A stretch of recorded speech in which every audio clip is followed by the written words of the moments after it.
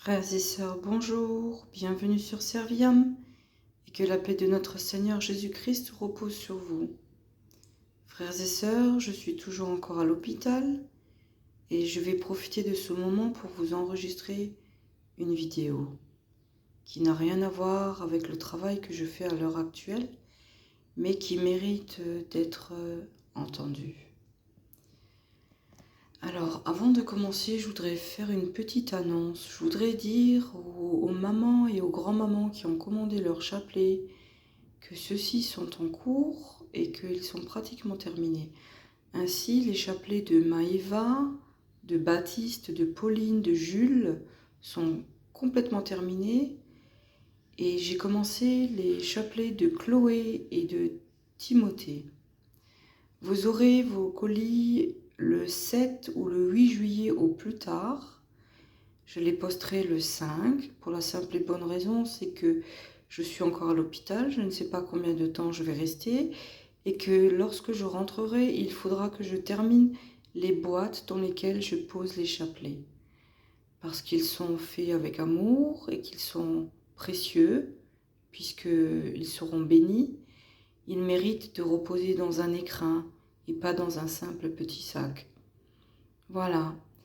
Maintenant, je voudrais entamer avec vous un sujet qui est assez délicat, mais sur lequel il est nécessaire de venir. Je voudrais vous parler de ce qui se passe au Moyen-Orient.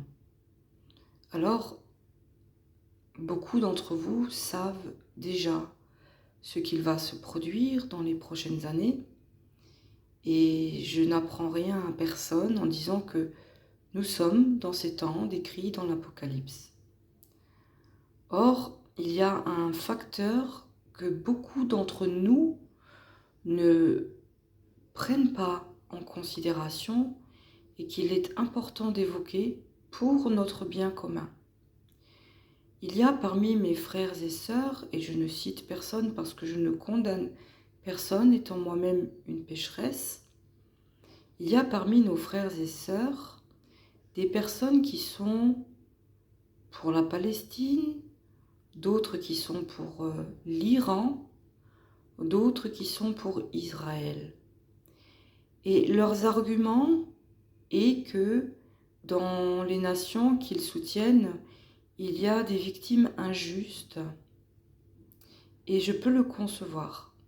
Cependant, je dois quand même vous rappeler avec beaucoup d'amour et de bienveillance que nous, enfants de Dieu, nous ne faisons pas partie de ce monde.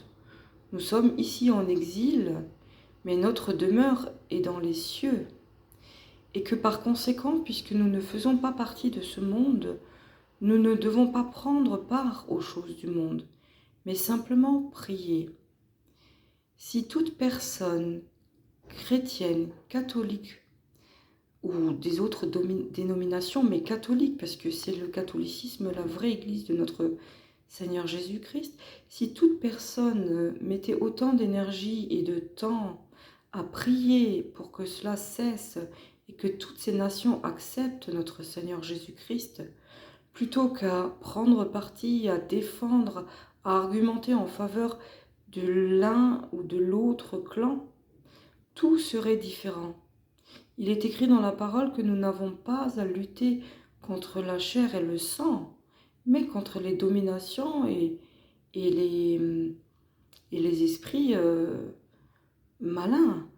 Donc voilà, je ne vous cite pas le verset exact, mais il est dit à peu de choses près ce que je viens de vous dire. Donc notre devoir de chrétien est de rester extérieur à ça, mais de prier pour la conversion à la fois du peuple iranien, du peuple palestinien et du peuple israélite. Parce que si toutes les nations du Moyen-Orient acceptaient de ployer le genou devant notre Seigneur Jésus-Christ, les guerres cesseraient.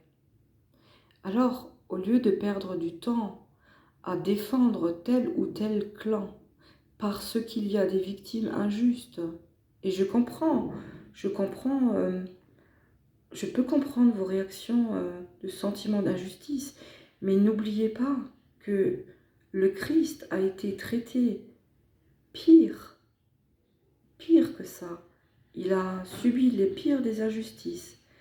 Alors, tout ce que je peux vous recommander, mes frères et sœurs, c'est de rester en dehors des médias mainstream qui vous vendent des propagandes. Oui, des propagandes. Parce qu'il y a beaucoup de mensonges dans tout ceci et que le méchant n'est pas toujours celui qu'on pense. Il n'y a que Dieu qui connaisse vraiment les cœurs de chacun et il connaît parfaitement les nations.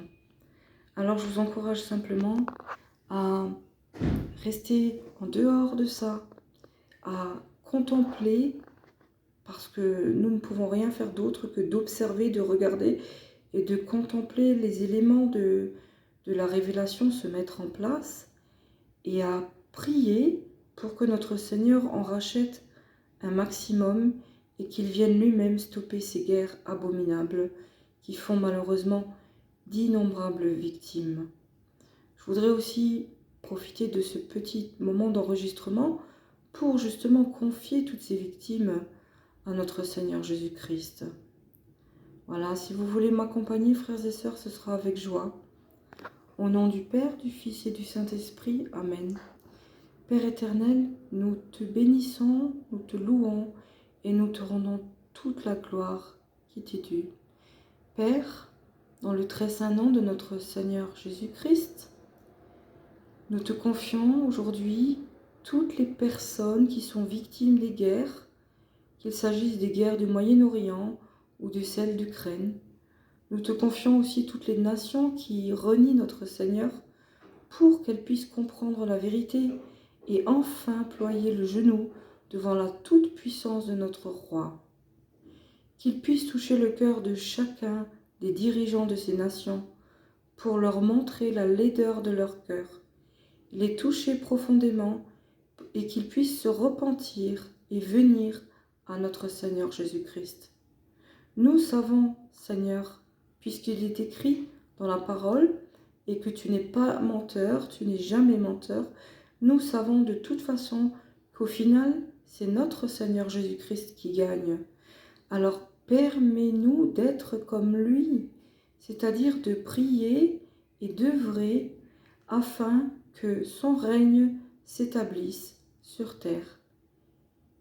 Tel qu'il est dit dans la parole, dans la prière de notre Père, que ton règne vienne. Alors Seigneur, je te confie toutes ces personnes et je te confie aussi tous nos frères et sœurs qui se laissent malheureusement aller à soutenir tel ou tel clan et à prendre parti pour les choses qui sont de ce monde, alors que nous ne faisons pas partie du monde. Montre-leur, Père, que l'énergie qu'ils déploient à tenir parti avec un tel ou un tel serait beaucoup plus efficace si elle était mise à contribution de la prière sincère.